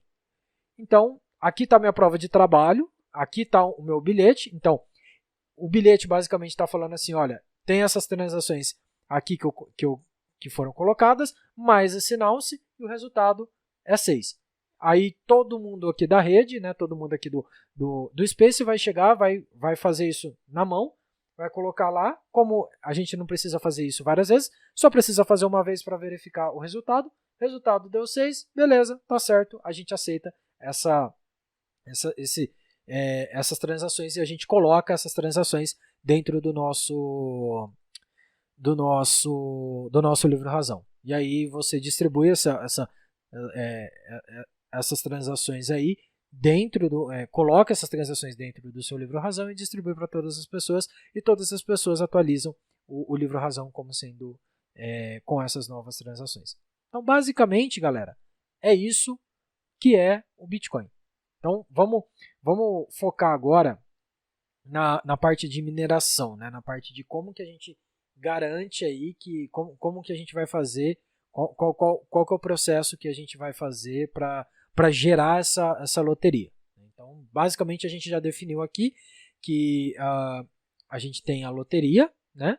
A loteria ela vai usar o SHA-256 como sendo o nosso moedor de carne, como sendo a nossa função. A gente vai colocar as transações até aquele determinado momento, vai adicionar um Nonce, vai jogar dentro desse moedor de carne, dentro dessa função, o resultado vai ser um número aleatório. A gente define um número mágico para ser o limitador, né? Com esse número mágico, a gente pega isso aí, qualquer coisa abaixo dele a gente aceita como sendo verdadeiro, qualquer coisa acima dele a gente aceita como não sendo verdadeiro, não sendo falso, sendo uma mentira, certo? Então beleza, é isso, tá pronto o nosso jogo do bicho. Agora a gente vai ver como ele vai realmente funcionar. Então vamos lá. Primeiro passo, qualquer pessoa que deseja participar, então vamos supor aqui a Madu e o Narcélio saíram aqui do Space, né? Mas vamos supor que a Madu saiu, depois ela volta, né? Então ela pode participar também, ela pode entrar aqui e ela pode participar. O Narcélio, vamos supor que ele nunca entrou, ele entrou agora, ele pode participar também. Qualquer pessoa, desde da pessoa que está nos primórdios até qualquer pessoa nova ou que já estivesse e voltou, pode entrar nesse nosso jogo do bicho, beleza? Beleza. Então, qualquer pessoa pode participar. Aí vamos supor que o Bitcoin Pistola anuncia sua intenção de enviar algumas moedas para o Anderson, certo? Então, o Bitcoin Pistola fala que ele vai enviar algumas moedas para o Anderson. Os computadores da rede ficam conversando entre si para espalhar essa transação para os demais usuários. Lembre-se, a gente ainda precisa dessas transações espelhadas na rede porque a gente não sabe quem vai ser o vencedor. E a gente não sabe quem tá no meio também, porque às vezes as pessoas elas podem pode estar dentro da nossa rede, mas não querer participar dessa mineração, certo? Então, desse jogo do bicho. Então, a gente tem que espalhar para toda a rede. Quem quiser ficar quem quiser participar, participa, e quem quiser participar vai ter todas as transações que estão dentro da rede. Beleza, joia, legal. Todos os computadores que desejam participar da loteria começam a fazer o hash das transações que ouviram falar e acrescentam o nonce aleatório às transações e vão executando o hash do SHA-256, certo? Então, é isso aí que a gente vai fazer. O primeiro computador a encontrar um número hash menor do que o valor-alvo atual ganha na loteria. Então, já definimos que a pessoa vai ganhar na loteria se achar um hash menor. Beleza. Esse computador anuncia o número vencedor que eles encontraram e a saída e a entrada, as transações, né, o nonce, que eles usaram para produzir. Então, o vencedor vai mostrar quais são as entradas da função SHA-256. Pode ter levado horas, dias, meses, anos para conseguir, ou pode ter sido em alguns segundos. Essas informações juntas, né, as transações, o nonce e o hash da prova de trabalho, o resultado, né, são chamados que a gente chama de bloco. Tá? Todos as outras pessoas validam o bloco, verificando essas transações junto com o nonce do hash, de fato geram aquele determinado hash, e se ele é de fato menor do que o número alvo, e se o bloco não contém nenhuma transação inválida e que a história dentro dele não conflita com os blocos anteriores. Lembra que eu falei que a Amadou ela é chocólatra? Então, a gente tem que verificar se essa transação da Amadou ela vai ter saldo nos blocos que a gente minerou lá atrás. Se ela tiver saldo, beleza, a gente permite. Se não tiver saldo, a gente chega e fala, tá errado. Isso aqui está errado. Essa transação aqui não é permitida. Então, todo esse seu trabalho que você teve de anos tentando encontrar o hash, sinto muito, você perdeu. Então, a gente faz isso para impedir que pessoas coloquem valores não condizentes com a realidade, né? Valores que tentam atacar a integridade do nosso livre-razão. E caso a pessoa, né, tenha um bloco real, um bloco verdadeiro, um bloco que realmente não tem nenhuma transação não tenha nenhuma transação errada, né, realmente a gente coloca essas novas transações no bloco e a pessoa recebe a recompensa, aí, o estímulo que a gente definir para ela, tá certo? Então, basicamente é isso que vai acontecer e é isso que é o funcionamento da mineração dos bitcoins. Quando alguém consegue as transações mais o nonce, nada mais é do que o bloco que a gente define dentro do Bitcoin. É só isso. Então, logicamente, tem mais alguma coisa dentro desse bloco que é uma transação chamada de Coinbase, que basicamente é as novas moedas que são cunhadas e a gente limita essa cunhagem de moedas baseado no tamanho do bloco, porque a gente definiu que a cada mais ou menos aí 260 400, agora não lembro mais. Bom, mas enfim, a partir de uma quantidade de blocos que a gente minerou, a cunhagem de novas moedas ela vai cair pela metade. Então, qualquer pessoa que tentar, por exemplo, o Bitcoin Pistola falou que ele chegou aqui e definiu como sendo esse bloco válido. Mas espera lá. E essa Coinbase aqui? E essa cunhagem de moedas aqui que está falando que você ganha 100 milhões de moedas? Não foi isso combinado. Você está indo contra a regra. Se você está indo contra a regra, esse bloco é válido. É inválido. Então toma de volta isso aqui e vai lá trabalhar e fazer o certo, fião. Você está tentando passar a perna na gente, só que a gente não é trouxa. Então, basicamente é isso que você tá, que todos os nodes da rede ficam verificando se as regras estão de acordo. Mas aonde está escrito essa regra? No Bitcoin Client que todo mundo roda no seu próprio computador. Entendeu? Mas vamos voltar ainda na nossa alusão do jogo do bicho, tá? Bom, como que a gente mantém as nossas moedas seguras? A gente já mostrou que o problema do gasto duplo ele já é resolvido. Que é basicamente assim. Todo mundo tem a parte do o livro razão, né? Tem todas as transações. A gente verifica se essas outras transações aqui realmente podem ser feitas. Então a gente busca no saldo das pessoas se realmente está válido isso aqui.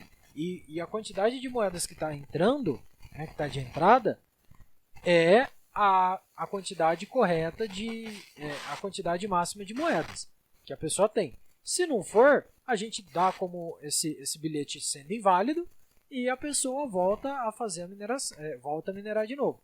Então, a gente resolveu o problema de incentivo de, tipo assim, se alguém tentar burlar essa solução, a gente não permite. Ninguém vai permitir. Por quê? Porque tá todo mundo jogando dentro das regras. Se você tentar mudar a regra, automaticamente, para que a gente tem regra? Entendeu?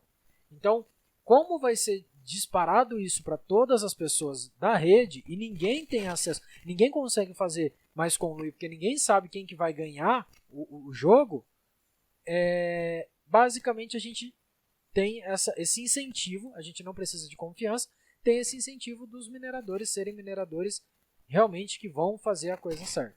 Eles não vão tentar fazer nada de errado, porque se eles tentarem fazer alguma coisa de errado, a gente vai barrar eles e eles vão se ferrar e eles vão perder todo o gasto, o consumo energético deles vai ser tudo jogado fora, entendeu?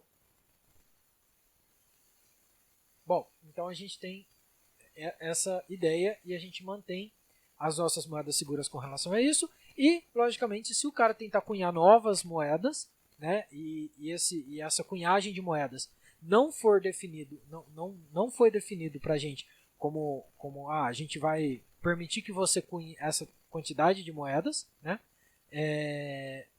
Se a gente não se a gente definiu um limite, então você não pode passar daquele limite. Se você tentar cunhar mais moedas do que a gente tem de limite, porque a gente sabe o limite pelo tamanho pela quantidade de sorteios que ocorreram, né, pela quantidade de blocos que tem. Então eu verifico qual que é o número desse bloco. Verificando esse número desse bloco, eu verifico qual que é a regra que a gente tem. Se a regra fala que o máximo que pode ocorrer são a criação de 50 moedas, né? Eu vou permitir que você crie só 50. Mas e se eu criar 49,99 centavos? Problema seu. Eu só não quero que você passe de 50. Se você cunhar qualquer coisa abaixo disso, você pode cunhar, não tem problema. O limite é 50. Você pode cunhar qualquer dado abaixo disso, entendeu? Então, existe a possibilidade de ser cunhado menos moedas no Bitcoin? Existe, tá? A gente só tem um limite máximo. A gente não tem um limite máximo e mínimo. A gente tem um limite máximo só.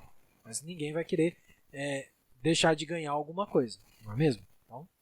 Então a gente sabe que é a mesma coisa do limite de velocidade na pista. A gente sabe que todo mundo vai andar no limite de velocidade. Ninguém vai andar abaixo daquele limite. A não ser que por algum outro motivo. Mas se as pessoas quiserem, elas vão andar naquele limite. Então todo mundo vai tentar cunhar o máximo de de moedas possível, que é o limite que a gente definiu, na regra que todo mundo está de acordo. E tá legal, então a gente já definiu como que funciona, quais são as regras, como que as pessoas pegam um hash, etc e tal, joia, qual que é a função que a gente usa, a gente definiu qual que é válido, qual que não é válido, mas vamos supor o seguinte, peraí que a garganta tá seca, pô, tá quase 1h30 falando também. Vamos lá, como que a gente, qual que é o problema?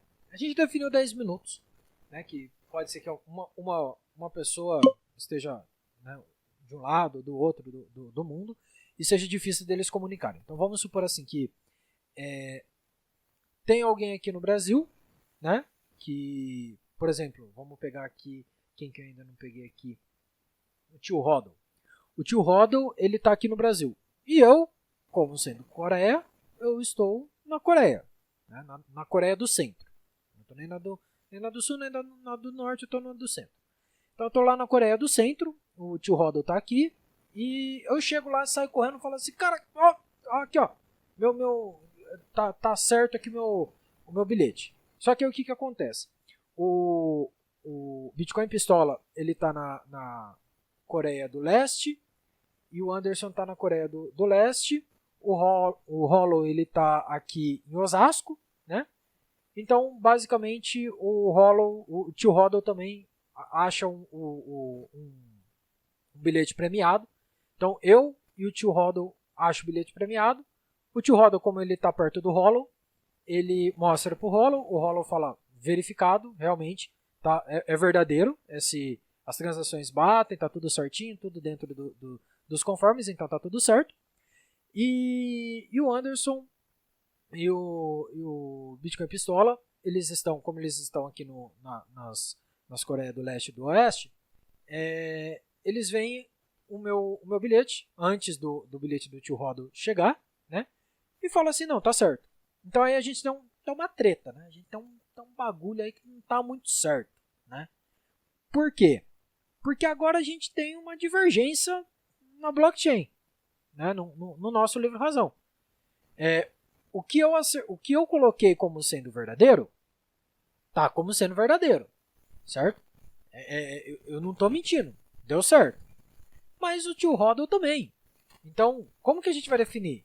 A gente vai tirar no pauzinho? Vai como fala? A gente vai na banheira do Gugu e vai tentar pegar a quantidade de sabonete. Quem ganhar a quantidade de sabonete que vai ser definido como sendo o ganhador? Não, né? Não.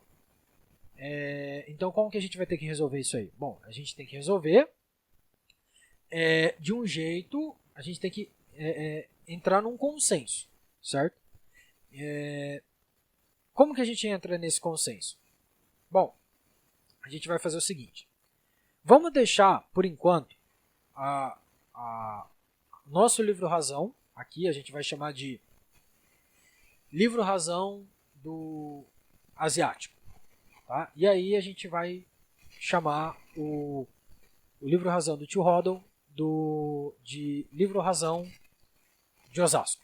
Então a gente tem asiático e a gente tem o Osasco.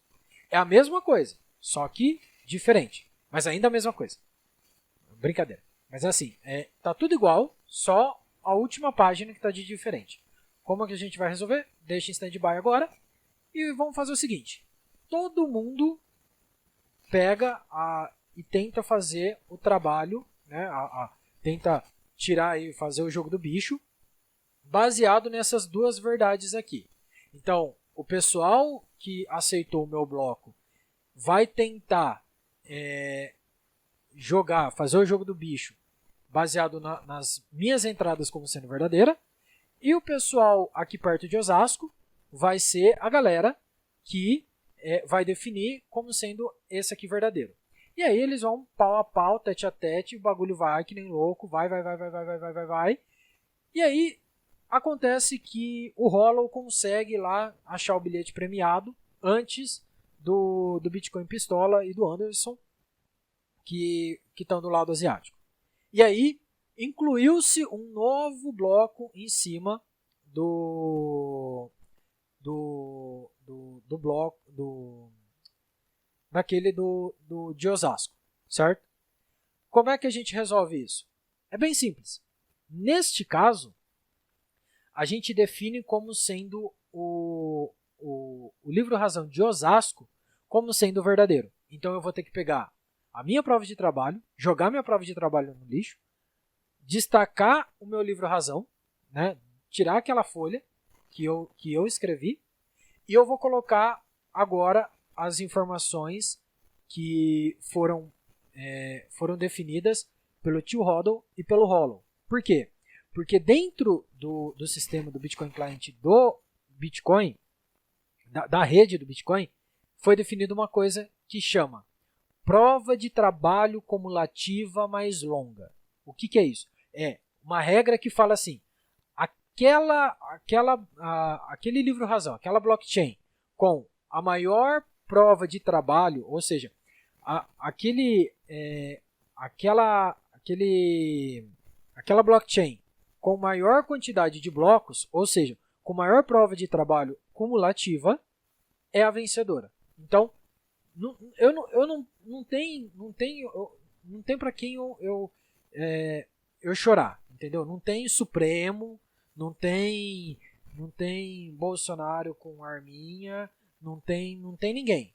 Eu vou ter que aceitar, porque essa foi a regra que eu defini quando eu fui utilizar o Bitcoin. Então, basicamente é isso que a gente define. Quando isso acontece, tá, a gente chama esse bloco que eu joguei fora como sendo o bloco órfão. Tá? É o bloco órfão que está ali e que ele não vai mais para frente. Ele fica como sendo um cotoquinho. Entendeu? E quem consome mais energia é a blockchain, né, a ramificação da blockchain que consome mais energia vence.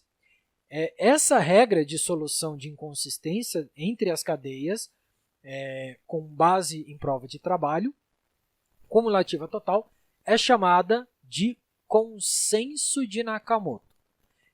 Logicamente, em homenagem a Satoshi Nakamoto, assim, esse consenso foi chamado de consenso de Nakamoto. Ou seja, a prova de trabalho cumulativa mais longa é a ganhadora, ponto final, através do consenso de Nakamoto. Entendeu?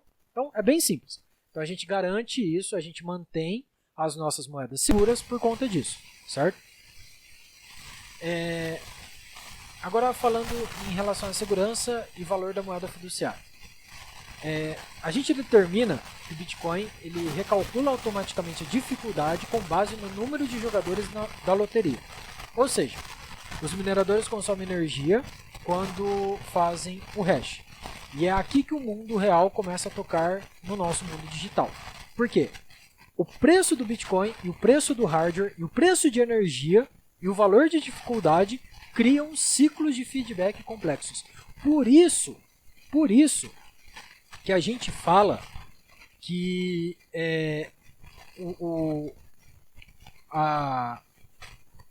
o Bitcoin ele é uma coisinha bem fechada. Ele é um negocinho bem assim, todas as arestas elas foram aparadas. Tudo tem um pró, tudo tem um contra e tudo está interligado, entendeu? Por isso que os ciclos de feedback do Bitcoin são complexos e qualquer coisa que você tente mudar, qualquer coisa de diferente que você faça, não vai ser tão fechadinho que nem o Bitcoin, entendeu? Mas vamos entender isso aí, explicando as coisas aqui. Por exemplo, os mineradores, eles produzem Bitcoin consumindo dinheiro para pagar a energia que acham que as moedas terão algum valor. Ou seja, o cara só vai minerar Bitcoin porque ele acha que o Bitcoin vai ter um valor na qual ele vai poder gastar esse valor para pagar a conta dele de energia. Os especuladores compram Bitcoin porque acham que ele está subindo, elevando o preço para um valor mais alto. Então eles elevam o preço. Os mineradores eles gastam mais dinheiro em energia e hardware para tentar extrair o Bitcoin. Uma alta demanda dos compradores e um aumento do preço levam a mais mineradores a minerar o Bitcoin. Mais mineradores significa que mais energia consumida em Bitcoin e a rede fica mais segura. tranquilizando os compradores sobre a segurança do Bitcoin, às vezes levando a um ciclo de feedback que eleva ainda mais o preço do Bitcoin. Após a passagem de 216 blocos, a presença de mais mineradores e, portanto, maior quantidade de hash causa o ajuste de dificuldade para cima. Uma dificuldade maior significa um número-alvo menor, ou seja, são inversamente proporcionais. Os mineradores estão encontrando blocos com menos frequência, fazendo com que pelo menos alguns deles gastem mais energia em custos operacionais para extrair uma moeda. Alguns mineradores se tornam não lucrativos, consumindo mais energia na mineração do que podem encontrar de Bitcoin, fazendo com que rejeitem ser mineradores, ou seja, eles desliguem as máquinas deles. Outros 2016 blocos se passam, a dificuldade é recalculada para ficar mais fácil, já que alguns mineradores saíram do jogo. Uma dificuldade menor significa que os mineradores que antes não eram lucrativos podem voltar a ficar online e fazer a mineração, ou novos mineradores podem entrar no jogo. Vocês perceberam que está tudo bem ornado ali, entendeu? Então a cada 2016 blocos, certo? Que é o ajuste de dificuldade que a gente chama, nada mais é do que pegar esse número alvo que a gente definiu como sendo x, né? E abaixar ou aumentar ele de acordo com a quantidade de quanto tempo demorou para a gente minerar esses 2016 blocos passados. Então, se a gente tem como sendo 10 minutos por cada bloco, então se a gente tem 2016 blocos, então a gente define como deve-se ter passado pelo menos 20.160 minutos, certo? 2016 blocos, 10 minutos cada bloco, então vezes 10, 20.160 minutos devem ter passado. Ah, mas no último bloco lá de 2016, no bloco 2016 lá, nos últimos 2016, está falando aqui que não passou 20.160 minutos. Está falando que passou 19 mil minutos. Opa! Então a gente está fazendo, tá criando muito bloco. Então está muito fácil de criar bloco. O que a gente faz? Abaixa o nosso número-alvo de acordo com essa proporção que a gente quer chegar, certo? Abaixando o número-alvo fica mais difícil você conseguir minerar e, consequentemente, por conta que ficou mais difícil, os blocos vão sair com um tempo maior. Como eles vão sair com um tempo maior, a gente limita eles para chegar próximo a 20.160 minutos a cada 2016 blocos. E é exatamente isso que acontece hoje a cada ajuste de mineração. A China proibiu os mineradores e desligaram-se vários mineradores lá da China. O que aconteceu? Porra, menos hash rate, menos pessoas, menos sorteios sendo saído, né? Jogos sendo saído, bilhetes sendo saído, por uma dificuldade muitíssimo alta, fez com que o bloco demorasse, ao invés de 10 minutos, demorasse 15, demorasse 20, demorasse 30 minutos para sair. Aí o que aconteceu? Depois que passou 2016 blocos, os nodes olharam para os 2016 blocos e eles pegaram e falaram, não, deixa eu dar uma olhada aqui. Puta que pariu, velho! 35 mil minutos para 2016 blocos, aumenta esse número-alvo. Aumenta essa desgraça. Vamos aumentar. Não, porra, vamos ficar esperando aqui até quando? Então, você aumenta o número-alvo, deixando o negócio ser mais... deixando o processo ser mais fácil e, consequentemente, mantendo os blocos a cada 10 minutos. É literalmente isso que acontece a cada 2016 blocos, a cada ajuste de dificuldade. Entendeu? Por isso que a gente limita isso. Por quê? Porque a gente não pode ter muito bloco saindo, porque a gente define que é 10 minutos, certo? E a gente não pode ter pouco bloco saindo, porque senão a quantidade de transação que vai ficando ali limitada é muito grande, entendeu? Porque a gente tem um limite de tamanho que a gente define também. Então, a gente não pode fazer isso. A gente tem que limitar a cada 10 minutos. Esse foi o acordado. E é assim que a gente trabalha para manter os 10 minutinhos aí de bloco. Entenderam? Deixa eu tomar mais uma água aqui, peraí.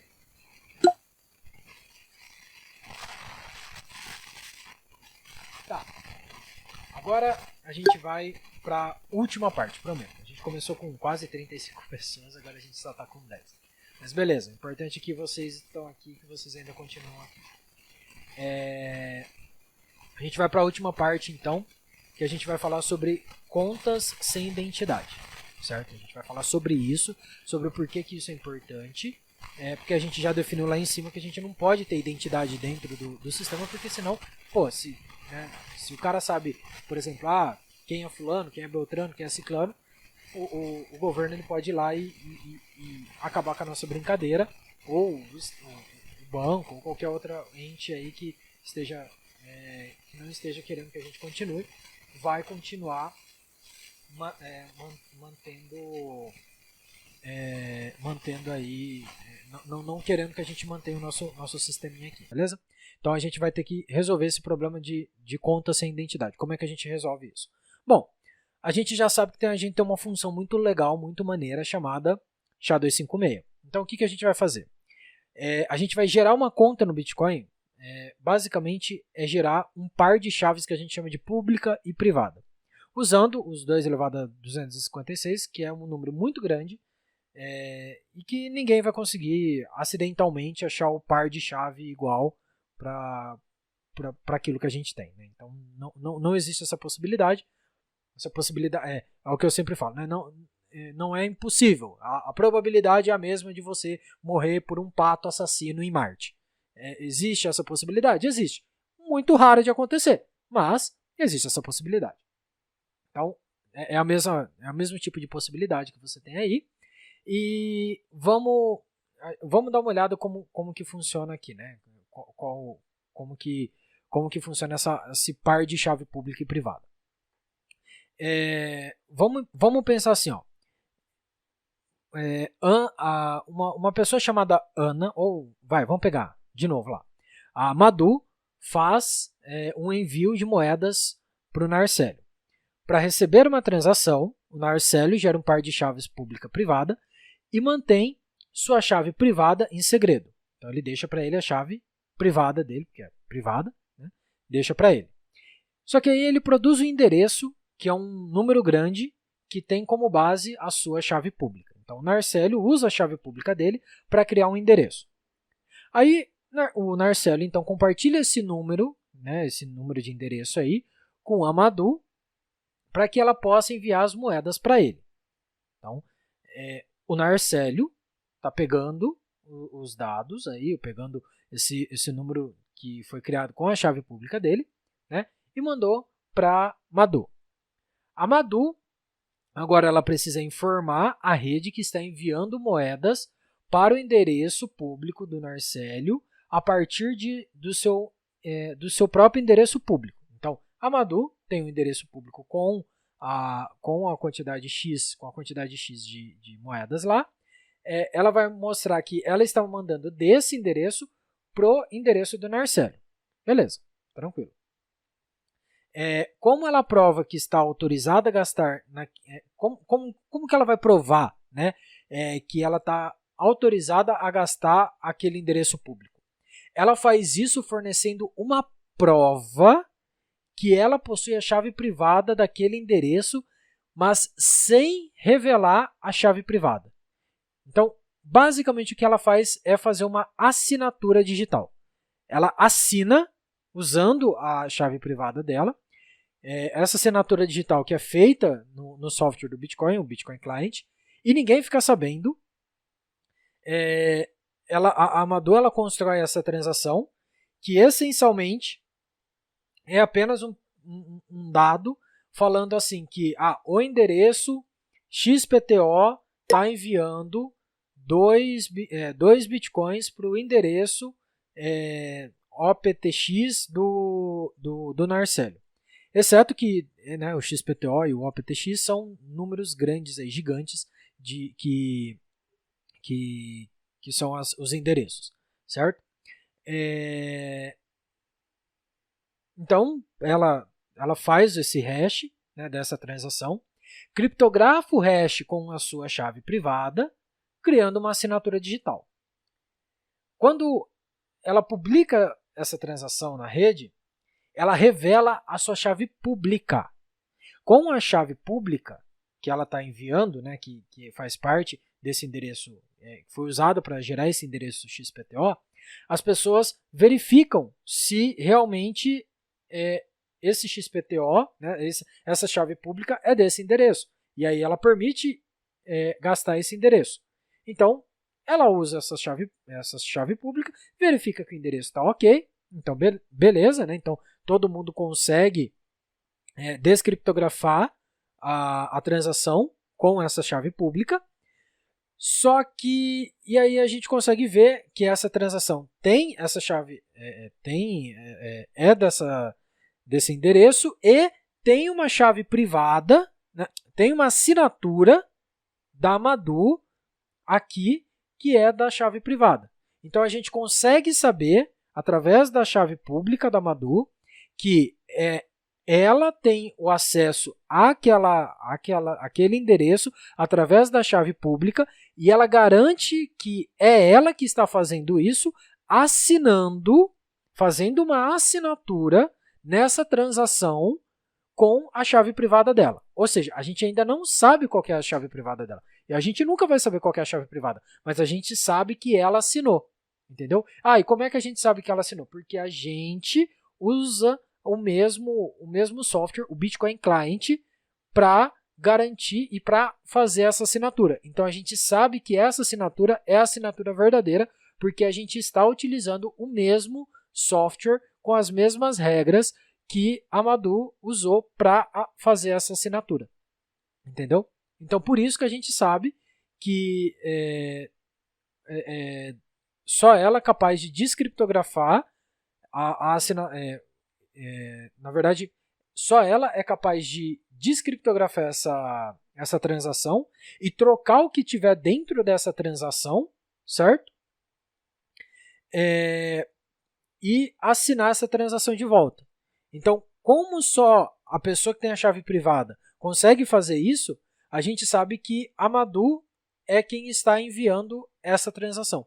Entendeu?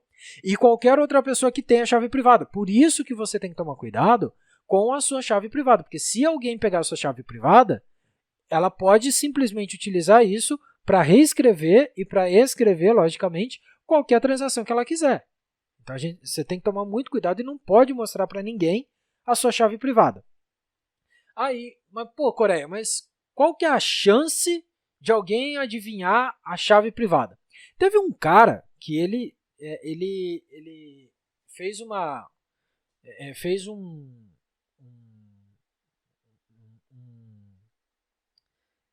conta matemática para definir mais ou menos o que seria necessário para você conseguir adivinhar a chave privada de uma pessoa. Tá? E eu vou falar aqui o que está escrito.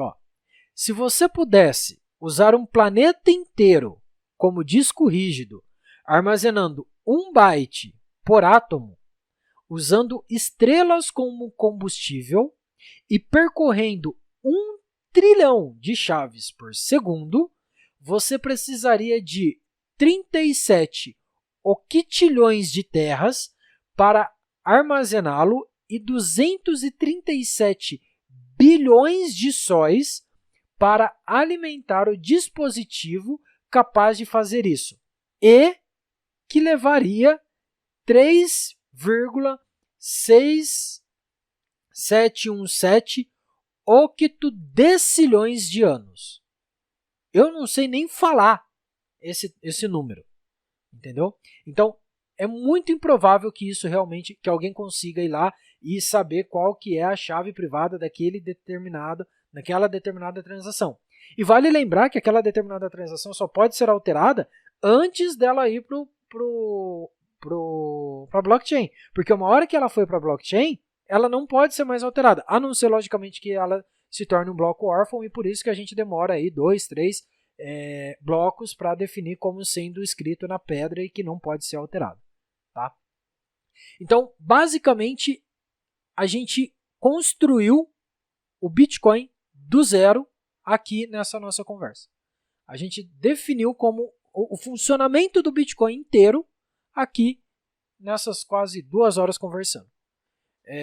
A gente mostrou como que é feito a mineração, como que a gente mantém os blocos saindo a cada 10 minutos, mudando esse número-alvo que a gente definiu. A gente falou como que a gente mantém esses valores, esse hash, né, essas transações como sendo válidas, como que a gente consegue verificar se ela é válida ou não, como que a gente consegue fazer os jogos do bicho para a gente conseguir aí fazer as transações, né? Tudo isso de uma maneira simples, rápida e que vocês consigam entender. Rápida não, né? Porque foram quase 2 horas, mas de um jeito simples para vocês conseguirem entender. O Bitcoin ele não é difícil. Ele não é difícil de ser entendido. O problema do Bitcoin é você entender todos os meandros dele e todas as vírgulas que tem no meio dele. Porque vocês percebem que não é fácil você construir um Bitcoin. Não é uma coisa simples você construir um Bitcoin. Agora que, logicamente, já existe, aí fica fácil. Agora, imaginou a cabeça do cara para ele conseguir, ou das pessoas, né, para conseguir ter criado um sistema tão redondinho que nem o Bitcoin. É um negócio muito complicado, cara. É muito complicado. Não é uma coisa simples. Não é uma coisa simples, não é uma coisa fácil, não é uma coisa prática, tá? Mas foi criado e graças ao Satoshi Nakamoto, a gente tem aí o Bitcoin do jeito que a gente conhece. Beleza? Bom, eu espero muito, tá? Eu agradeço muito vocês terem ficado aqui essas 2 horas comigo aqui, eu falando com vocês. Eu espero muito que vocês tenham entendido pelo menos um pouquinho mais sobre como que funciona o Bitcoin, como ficou mais claro para vocês, né? Deixei mais aberto para vocês, deixei mais didático para vocês. Lembrando que tudo que eu falei aqui tem como base o livro do Ian Pritzker, aliás, o Invente em Bitcoin, que eu fiz a tradução, mas precisa da revisão, então eu estou esperando o pessoal fazer a revisão para disponibilizar para vocês. Mas basicamente, galera, é assim, esse é o funcionamento do Bitcoin, entendeu? Se vocês tiverem alguma dúvida, se vocês tiverem alguma pergunta, sintam-se à vontade em fazer. Eu vou ver se amanhã eu abro um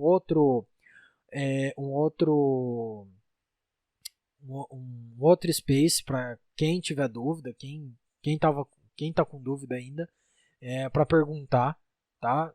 É igual os outros spaces que eu faço, para a gente poder aí conversar, trocar ideia, tirar dúvida, qualquer coisa. E basicamente é isso. Tá? Eu espero que pelo menos vocês tenham entendido alguma coisa, compreendido bem aí a ideia do Satoshi e tenham tirado algumas dúvidas que possam ter ficado para vocês. Beleza? Mais uma vez agradeço vocês terem ficado aí, agradeço muito a companhia de vocês e qualquer coisa é só vocês perguntarem, não precisam esperar eu abrir um space aqui para vocês. Podem perguntar lá na DM, sintam-se à vontade, ou pode perguntar no Twitter mesmo, a gente vai conversando, vai discutindo. Logicamente no Twitter é um pouquinho mais difícil, né, porque a gente tem a limitação de caracteres e fica meio complicado, mas não tem importância, a gente dá um jeito da gente poder conversar. Beleza? Mais uma vez, muito obrigado e até a próxima e tchau, tchau.